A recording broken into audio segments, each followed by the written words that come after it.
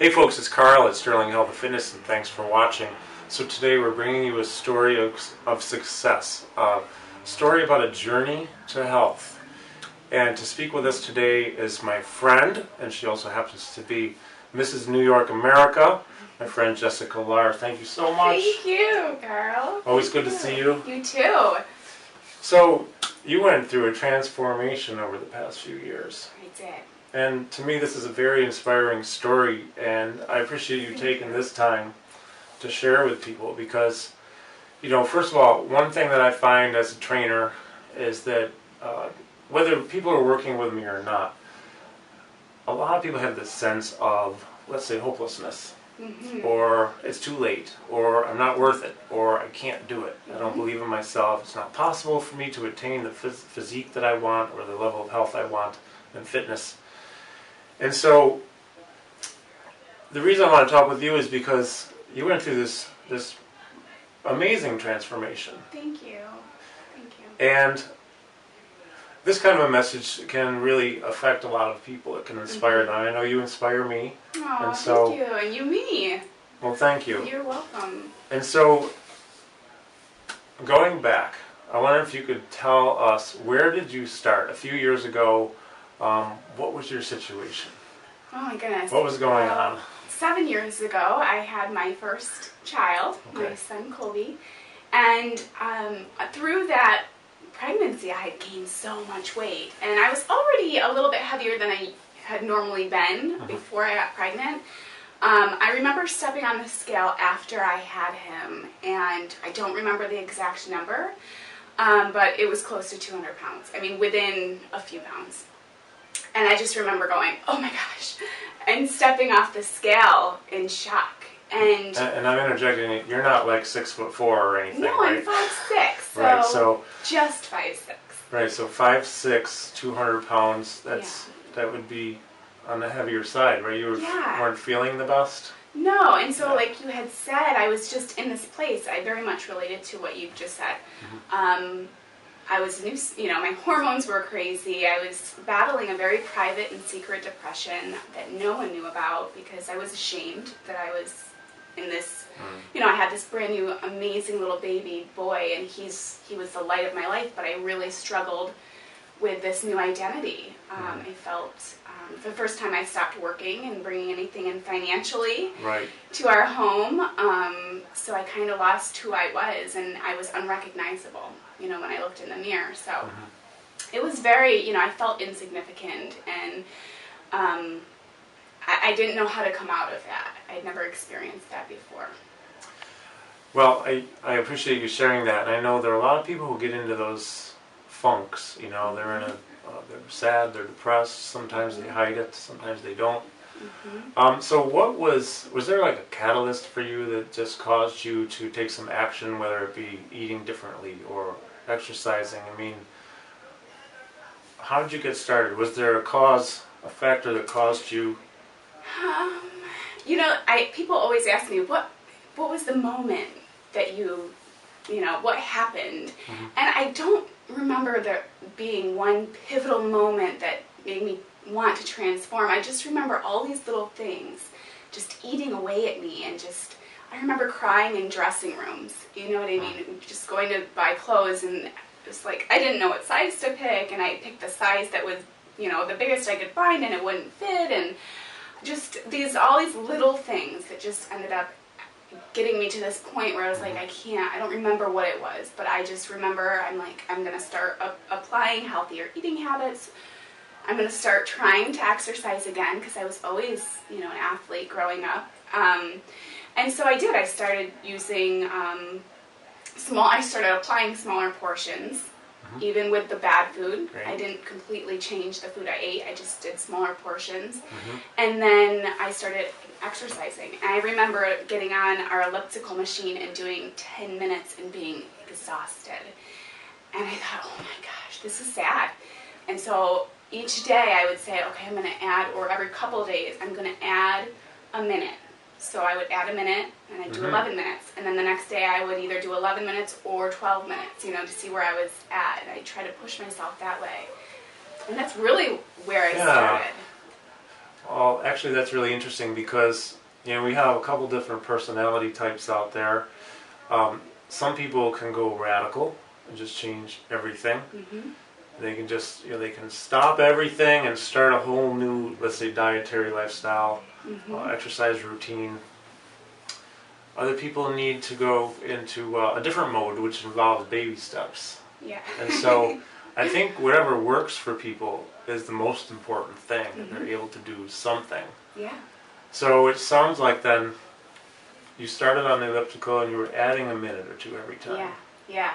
Yeah, I love It that. was a slow process. I mean, that's a great way to take an approach to exercise where, you're thinking, well, they say exercise for 30 minutes or an hour or whatever, and you're thinking, well, I just can't do that. So it doesn't mean you can't do 10 minutes and at least get started. I think for a lot of us, just getting started is the key. Yeah. So what did you feel like when you started exercising? I mean, so you do 10 minutes and you're exhausted, but was there anything that happened afterwards that were you feeling good that you did it? I mean, Did you want to do more? Yeah, immediately you're glad that you just did it. You're doing it and you don't want to be doing it, and then you feel good. But then you don't want to do it the next day. I didn't want to do it the next day, but I thought, if I don't just do it, I'm not going to ever do it. So I just forced myself. And I would say it took me about 2 weeks of forcing myself before I started loving it and really craving that exercise. And then I started applying healthier food options and integrating healthier food options into my daily meals and snacks. And I didn't really know how to. I'd never had to watch what I ate, but that was important. So once I started incorporating healthier foods, I started feeling better, mentally, physically, emotionally. So that brings me to another question I'd like to ask you. So if you don't mind sharing with us, how much weight did you lose? I've lost 70 pounds. Whoa. But I know you have too, which actually, is it's the same amazing. exact number, yes, but that's kind of neat, though, that we both have. Yeah, it was a process. Gone through but that. So I didn't get 70 pounds heavier overnight, or in a month, or even in a year. So I didn't lose it in a year. I mean, this was a process for you, right? Oh yeah, it took me between my 2 pregnancies. So my sons were born 2 years apart. I had lost 35 pounds after my first son was born, and then I got pregnant again.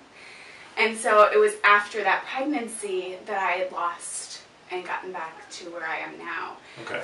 So that took me close to 3 years.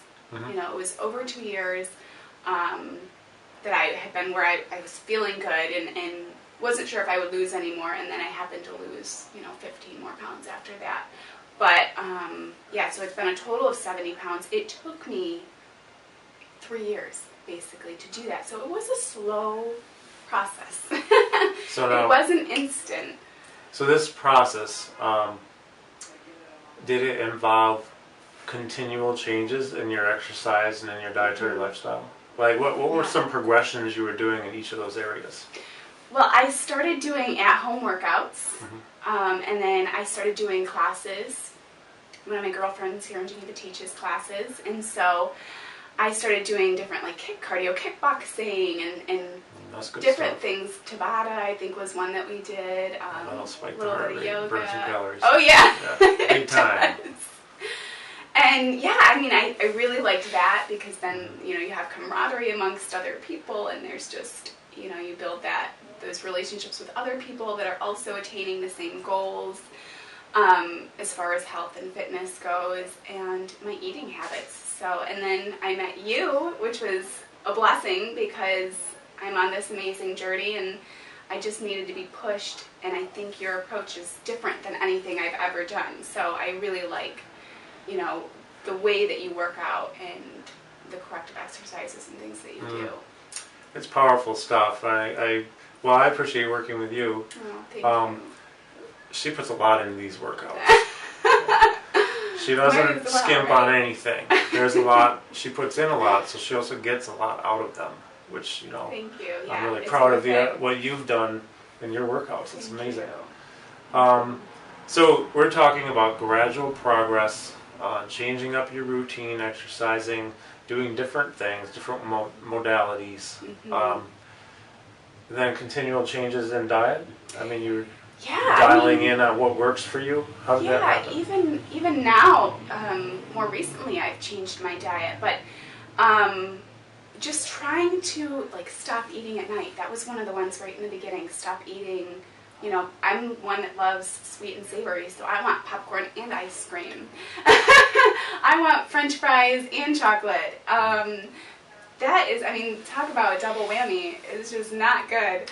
So that was really hard for me to stop eating and snacking in front of the TV at 10:30 at night. What did you do to control that? I would go to bed earlier. Hey, whatever works, right? I had to, yeah.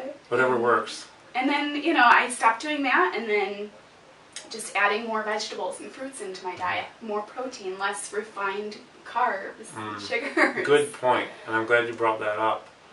I'll just interject for 1 second. One thing we know is, and there are studies on this, and it's proven, if you eat real food, for example, real fruit and real vegetables, you're going to get fuller sooner than if you eat something that came probably out of the center of the grocery store with all the, because it's preserved. Yes. And it'll last forever, which means you are ingesting that stuff. Yeah, scary. And a lot of times, those foods are designed to trick our leptin hormone, which is the one that tells our brain that our stomach's full. They're actually scientifically designed to short circuit that so that we just keep eating more and then buying more. Yeah. And it really has led to a serious crisis in our country with overweight and obesity and metabolic syndrome and type 2 diabetes and a lot of other things. So that's great. So you switch more to fruits and vegetables, which will make you fuller faster. Plus they have fiber. And there's so many different ways to cook them. On the other end too, I know that's TMI, Yes. but it's true. I mean, you do need to be eliminating also. I think there's, colon cancer is at a very high rate now. So we're not like just trying to be funny here. It's actually serious. So those are great changes you made. You're so right. And like, I don't want anyone to think that I don't eat food that probably isn't the best for me, but I think that everything is in moderation, and that's the difference. I love ice cream. I'm not going to stop eating ice cream for the whole rest of my life. I'm sorry. Yeah. I think that you have to have a balance, and it's when you're eating that stuff all the time, and you have an occasional good meal. Yeah. Now, like one good meal isn't going to make you healthy. But if Right. you're eating healthy most of the time, one bad meal isn't going to make you unhealthy or fat. Exactly. Right? So Thank you. that's a good lesson to be learned. Yeah. Well, I'm curious now. You're Mrs. New York America. Yes. Congratulations. Thank and you. you are competing very soon for September 24th in Las Vegas for Mrs. America. Yes. Okay, well, 7 years ago, was this a thought in your head that you might be doing this? And how did this come about? The modeling, Mrs. New York America, the pageants? I get emotional about it because I could have never imagined in my wildest dreams that all of this could have happened since being in that place, I picture myself crying in a dressing room and thinking my childhood dreams of modeling or acting would never come true, and I had never even seen a pageant before competing in the Mrs. New York America pageant. So I started modeling. I had a friend who I was volunteering coaching a cheerleading team, and she was the stylist, and she pretty much forced me to go to a casting call for a fashion show in Buffalo 3.5 years ago, and I did, and I got in, and I couldn't believe it, and it was just a little rinky-dink fashion show, but it gave me that little ounce of belief I needed to pursue my dream of modeling. And so since I've been modeling, I do commercial acting, commercial modeling. I mean, you're like in the top 10 booked models. Last year, I was in the top 10 booked models for my agency, Congratulations. AMS Modeling Agency out of Syracuse. Yeah. And yeah, I mean, it's been an amazing journey, and I had met someone at a charity fashion show who did pageants, and she told the director about me. So the director gave me a call, and I thought it was a scam at first. I said, no, I don't want to do a pageant. I don't know anything about them. I'm not a pageant girl. And she said, just meet me for coffee. So we met, and she answered all my questions, and I really didn't know. I thought about it, prayed about it for about 3 months, and then I went to the seminar, and there was one woman who spoke, and she just touched my heart. And I just felt this inner pull, like I just need to do this, step outside my comfort zone. So I did, and I won, which And is here we just are. crazy, and it was so much fun. That's great. I have all these new pageant sister friends, and I'm off to Mrs. America, and I cannot believe it. That is amazing, though. Well, that brings me to another question I'd like to ask you.